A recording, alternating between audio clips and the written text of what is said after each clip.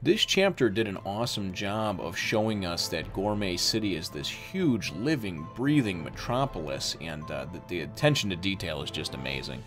Toriko Gourmet number 64, Gourmet Town, the Big Fool. Well, hello, my brothers and sisters and gourmet hunters of the Nerd Nation. I, as always, am Jim, here to bring you another review on the awesome, appetite-inducing tale of Toriko. Our last chapter, of course, really saw everything winding down with the BB corn arc, and really focused mainly on introducing us to several of the different heads and higher ups in Gourmet Corp, and really just kind of set the tone for what I think is going to be one of the main focuses somewhere down the road in this series. So ultimately, though, the chapter ended up with Toriko being reunited with Komatsu. Of course, they hadn't seen each other in a few months since the Regal Mammoth arc took place, and him asking, and Toriko asking Komatsu if he'd like to come to Gourmet Town with him. And, you know, Komatsu was just, oh my god, I gotta take out some money, let's go. So that's how the chapter left off, and that's where this chapter picks up, is they actually go to Gourmet Town, and it's really cool. It's a sight to behold, and really, I think that one of the things that we should not forget about and pass by, and this is coming from a person who's drawn, who's, you know, kind of a part-time-ish artist, you know, the art in here is very nicely done, and you have to have some respect for the drawings, that the double-page spread that's in here of Gourmet City, and just the individual attention to detail to all the different people, and if you look closely, some of the different people are in just these goofy, funny poses. There's women walking with strollers, people smoking cigarettes. Very, very cool, and like I said, the attention to detail is very nice. It's something that I've noticed throughout the series, and I really enjoy it. So, but, you know, this is one of the times where you've gotten to see it on a much grander scale, and again, coming from experience, it's not easy to draw something like that with so many people in there. So,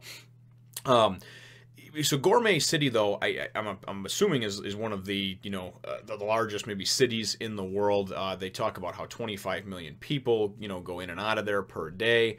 And it is kind of funny because initially they wind up running into Komatsu's having trouble pushing through the crowd. You know, he's smaller and everything like that, and everybody's like, man, it's like pushing against the flow of the tide. You know, he finally gets through, and him and Toriko wind up running into Zonge, if you remember him back from the Puffer Whale arc. You know. And he just reminds me of a guy like a kind of like a drunk Irishman, you know. I am Zongi, you know. So they run into him, and of course Toriko can't remember his name, and he's like, "Yeah, your name's what? Battalion, right?" And he just throws out a couple of funny names, and then even Komatsu goes and says some goofy ass name, and he's just like, "No, it's Zonge." So you see this brief encounter with them, and really this chapter just kind of sets the tone and kind of sets things up as a bridge, I think, into the next arc. They wind up going, and of course Komatsu has never been here before, so he is just absolutely like, whew, just wide-eyed in amazement, you know. And then, you know, Toriko says, why have you never been here? You're a chef at a 5-star gourmet restaurant. And he's like, well, you know, and Komatsu's very humble, which I like, you know. He doesn't think...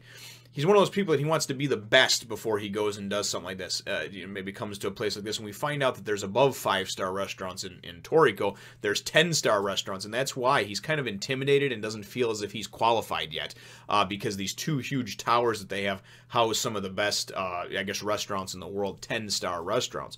So ultimately, I like to see that, and I like to see that development from Komatsu, and I really like to see that, you know, he's very humble. You know, he has a skill set, and he has a good skill set, but he's not running around like, oh, I'm so good, you know. So definitely like to see that. You have too many people running around thinking that they're the best, and never really doing anything to back it up, you know. So just saying that you're the best at something certainly doesn't doesn't make it true. So this was a really cool setup chapter for just being able to see, you know, just the city itself, you know. And Toriko winds up going on a number of different things happen. They wind up running into vending machines, and we find out that based on how many stars are on the vending machines is the quality of the actual drinks that are inside. And this place is really a town that's too rich for Komatsu's blood. Toriko, though, however, has this, you know, gourmet hunter black platinum, like, infinite amount card, a credit card that he can use to charge things, and he's talking about how he always loses it. But they go into a couple different places, one shop for ramen, another place for sushi, and Toriko literally cleans him out of everything. At the first place, he spends 5 point something million yen, which I think translates roughly into like 50 grand, and then, you know, and then he spends like 12 million at the next place, the sushi place, and Komatsu's just like, Jesus, man, you know, he really put it out there. We wind up finding out that the whole point of him bringing Toriko, bringing Komatsu with him, is Toriko, I guess, has some kind of meeting. We don't know with who, but he tells Komatsu, we got a little time before the meeting, but make sure that, you know, you dress nicely for it. And Komatsu's thinking in his head, he's like, Toriko's always walking around like shorts and a t-shirt, you know, kind of looking like a hobo, you know, so this must be some important meeting if he actually is getting dressed up for it. And Toriko's wearing a jacket and everything else, you know. So they wind up going through and going through the town a little bit, and Komatsu's like, we still got a little bit of time to kill. Can we go to the Gourmet department store, you know? So they go to this Gourmet department store, and Toriko doesn't see any point because there's no food there, but Komatsu goes, and it's neat to see how in-depth the explanations are for these different things, because coming from a family that my wife and I, we both cook, and we do know a little bit about knives, about cutlery, about cookware, there is different levels of it, you know, in the real world, in the human world, right? And in Toriko, it's neat to see that because they're talking about Komatsu's just got all wide-eyed over this certain type of brand of pots, these certain types of knives, and he's like, I want to get, you know, Toriko's saying, hey, you should get something, you know, and Komatsu's like, you said you took some money out of the bank, and Komatsu's like, yeah, I took out 200,000 yen. You know, Toriko's like, that's not going to buy you anything. So Komatsu winds up talking about he needs some kind of data card that he's going to, food data card that he's going to use for his freezer to store some extra things because he can't afford another storage chest or what have you. And as they're walking around this department store, you know, this giant, I don't know, whatever you want to call it, man, like a Macy's or something like that, right? For gourmet people, you know, Toriko's explaining that some of the richest, you know, billionaires that have money to burn, you know, come here because they wind up seeing this guy that's walking through, and he's got this huge, like, flatbed cart and a couple of guys that are helping him, and he's just got stacks of shit on there, you know, probably literally, you know, hundreds of millions of yen worth of stuff, you know. So it is kind of neat to see. But again, this is just kind of a setup. The chapter winds up ending up shortly after that, though, because we wind up getting these... we find out about some of the security of the town, and I guess because it's so high end as far as the foods and everything, the security is top notch because people try to get the 5-finger discount, as Toriko said, trying to steal food and everything else. And we actually see that towards the end of the chapter. There's a few of these ninja-looking dudes that are like, you know, somebody's like, thief, they're stealing, run! And they all wind up, it looks like they all of a sudden just splatter and get knocked out on the floor. And then you go and you wind up seeing this cool picture, and we get, well, it's funny because you get, as they get knocked out, apparently they were knocked out with the cane, I guess it looks like, or maybe something was thrown at them. And then all of a sudden you see they're all knocked out over there. They're all, you know, just laid out and everything like that. And then you go and you see this cane tap on the ground, and you see Toriko going, Granny Setsu? And she's just this kind of weird looking, like 150-year-old looking granny, right? And she's like, you're late, Toriko. Everything's already prepared. And then I love this. The explanation is one of only 4 people in the world bestowed with the title of Gourmet Living Legend. And I thought that was kind of neat, you know, Chef Setsuno. And then he's like, we're going to taste a legendary soup.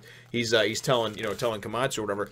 So the name of this, everybody keeps telling me this is Ice Hell, and I think that's where they eventually go to. But the name of, obviously, this arc is the Century Soup arc. So I'm thinking that this soup is the Century Soup and that something's going to happen. They're going to be tasked with having to go get some more ingredients for it. We know that Gourmet Corp, from the last chapter, they were talking about, you know, that they were going to get that was going to be one of the next, you know, kind of rare ingredients that they would get to be able to, you know, to like mutate or evolve their cells, their gourmet cells. So very cool stuff, and I'm really kind of excited, I guess, to see who this Granny Setsuno is, you know, or Granny Setsu, Chef Setsuno. So ultimately, though, my chapter question for you, though, brothers and sisters, is what are your thoughts on Gourmet City? They did a lot to explain just this whole inner working system that they have there, and I could have spent 10 more minutes explaining some of the little intricacies, but obviously most of you have read this or read along with me or are reading it again, so you know what the content that's in there. But what are your thoughts on Gourmet City and just some of the different intricacies that have gone into it, the development of it, and just it feels like a living, breathing city to me. So